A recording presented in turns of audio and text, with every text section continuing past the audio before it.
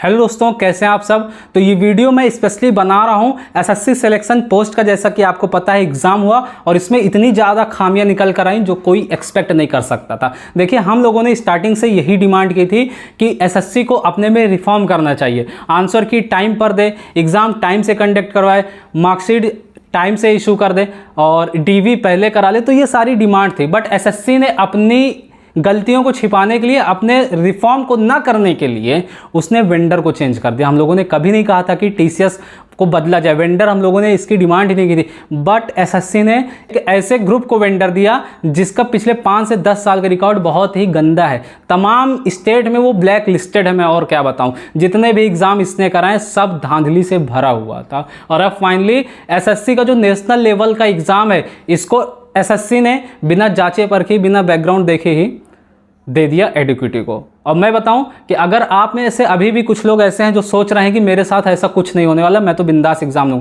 तो मैं बता दूं लगभग एग्जाम में मल्टीपल टायर्स है। आप इस एग्जाम में नहीं तो उस एग्जाम में फंसेंगे।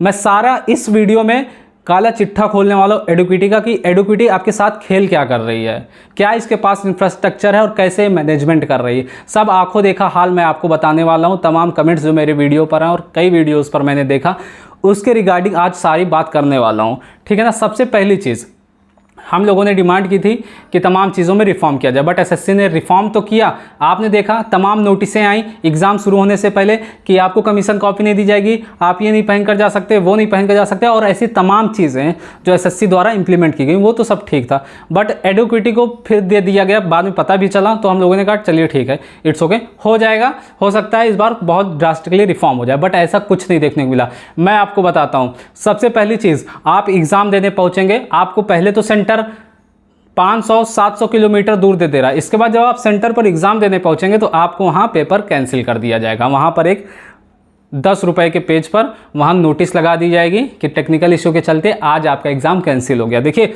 नॉर्मली हम लोग का ज़्यादा दिक्कत होती है, बट उनका सोचिए, जो पीडब्ल्यूडी कैंडिडेट्स हैं, उनका अगर उस सेंटर पर एग्जाम पड़ा हुआ है तो वो कैसे क्या करेंगे, आप ये सोच कर देखिए एक बार। अब बात करते हैं, देखिए जिस सेंटर की मैं बात करने वाला हूँ, दिल्ली जैसे सेंटर का एग्ज़ाम तो रद्द ही हुआ, और जो आउटर इलाके में हो रहा है उसकी तो कोई बात ही नहीं कर रहा। सबसे वर्स्ट इंफ्रास्ट्रक्चर, ये किसी भी ठेले पर कहीं भी चद्दर और गुमटी लगाकर सेंटर बना दे रहे हैं। कोई भी फैन तक की व्यवस्था नहीं है, ऐसी की बात छोड़िए। टीसीएस का सेंटर हुआ करता था, अगर आप इंटर होते तो आपको लगता था कि हाँ मैं टीसीएस के सेंटर में इंटर हुआ हूँ, ठीक है। इसके बाद मैं बात करता हूँ देहरादून चिल्ड्रन एकेडमी, 24 जुलाई लैब 1, ठीक है।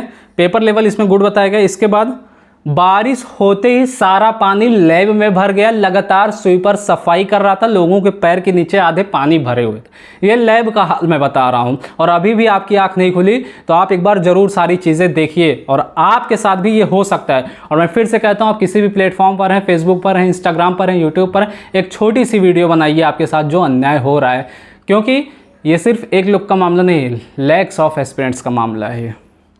इसके बाद सारा डिस्टर्बेंस तो होगा ना यार, कोई सफाई कर रहा है, आप एग्ज़ाम दे रहे हैं तो डिस्टर्बेंस तो होना ही है। अब स्टेशनरी कंडीशन देख लीजिए, एडुकेटी की स्टेशनरी कंडीशन क्या थी। सिंगल सीट, वो भी पतली सी पेन के साथ, 1 रुपये की पेन, उससे भी कम रेट में वो पेन दी गई थी। पेन चलने ही नहीं आ रही थी सही से, ठीक है ना। इसके बाद अगर आप इन्विजिलेटर से किसी भी तरह कोई प्रॉब्लम के शिकायत कर रहे हैं, कंप्लेन कर रहे हैं, तो एडुकेटी के वहाँ जो इन्विजिलेटर हैं वो यही कह रहे हैं कि हम यही कर सकते हैं, जो वहाँ से प्रोवाइड किया गया वो हम इससे ज़्यादा कुछ नहीं कर सकते। इसके बाद इन्विजिलेटर के पास भी मोबाइल फ़ोन देखने को मिला, कई सेंटर से ये शिकायतें आई हैं, यहाँ तक कि उनका फ़ोन रिंग भी हुआ एग्ज़ाम टाइम में और उन्होंने कॉल रिसीव भी की। तो सोचिए कितना बड़ा मिसमैनेजमेंट हो रहा है। इसके बाद बात करते हैं, जब आप इंटर होते हैं, जो इतना हवाबाजी कर रही जा रही थी मल्टीपल सर्विलांस सिस्टम से, आपकी लाइव फ़ोटो, वहाँ कोई मैनेजमेंट नहीं है। इवन आपकी फिंगरप्रिंट लेने के लिए उनका सिस्टम हैंग हो जा रहा है, वो और क्या ही करेंगे आगे।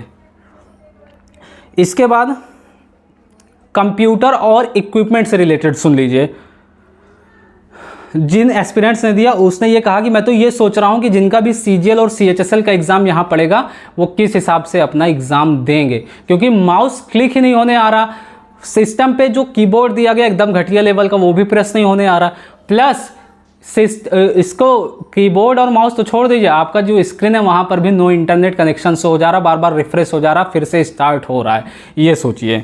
इसके बाद रिपोर्टिंग टाइम जहाँ पर 8:30 9 है, वहाँ पे तो 11 बजे गेट खुल रहा है। सोचिए कितनी ज़्यादा लापरवाही यहाँ पर चल रही है। एडुकेटी नहीं संभाल पाएगी। मैं फिर से कह रहा हूँ, अभी 15 से 20 दिन है लगभग सीजीएल एग्ज़ाम को, रातों रात हर चीज़ चेंज हो सकता है। बस हम लोग सही लेवल पर प्रोटेस्ट करें। और अभिनय शर्मा सर ने कहा भी, अब ट्विटर कैंपेन से कुछ नहीं होने वाला, अब हम लोग को फिजिकली कैंपेन करना पड़ेगा, वहाँ उतरना पड़ेगा, सीजीओ कॉम्प्लेक्स पर उतरना पड़ेगा, एसएससी हेडक्वार्टर पर चलना पड़ेगा और एसएससी चेयरमैन से फिर से मिलना पड़ेगा। हम लोगों ने ये एक्सपेक्ट नहीं किया था कि इस तरीके के चेंज आपको देखने को मिलेंगे। सोचिए अगर आपका सिस्टम ही काम नहीं करेगा तो आप पेपर कितना भी इजी, कितना भी हार्ड, कितना भी आप पढ़कर चले जाएंगे, वहाँ कुछ हासिल होने वाला नहीं है, सिवाय डिमोटिवेशन के आपको कुछ नहीं मिल रहा। पैसा खर्च होगा, टाइम खर्च होगा, तो इसका जिम्मेदार कौन होगा यार। एग्ज़ाम तो आप फिर से कंडक्ट करा लेंगे, बट हमने जो 500 किलोमीटर की जर्नी की, उसमें जो पैसे खर्च हुए, उसमें जो मेरा हरासमेंट हुआ, वो सारी चीज़ें कहाँ से कवर होंगी। इस बात को पूछना चाहिए हम सभी एस्पिरेंट्स को। इसके बाद जितनी भी दीवारें अगल बगल थीं जिससे घेरा गया है, पूरी सीलन से सराबोर थी, पानी हर जगह से गिर रहा है, ठीक है ना। तो ये सारी चीज़ें प्लीज़ आप कहीं से भी हैं तो एक वीडियो ज़रूर बनाइए, और कोई भी वीडियो इसके रिगार्डिंग आप देख रहे हैं उसको शेयर जरूर कीजिए मल्टीपल ऑफ ग्रुप्स में। जितनी ज़्यादा वीडियो आगे जाएंगी उतनी ज़्यादा गैदरिंग होगी, उतनी ज़्यादा हम लोग यूनाइट हो सकेंगे और हर चीज़ों पर अच्छे से बात हो सकेगी। मिलता हूँ आपके साथ नेक्स्ट वीडियो में। Thanks for watching.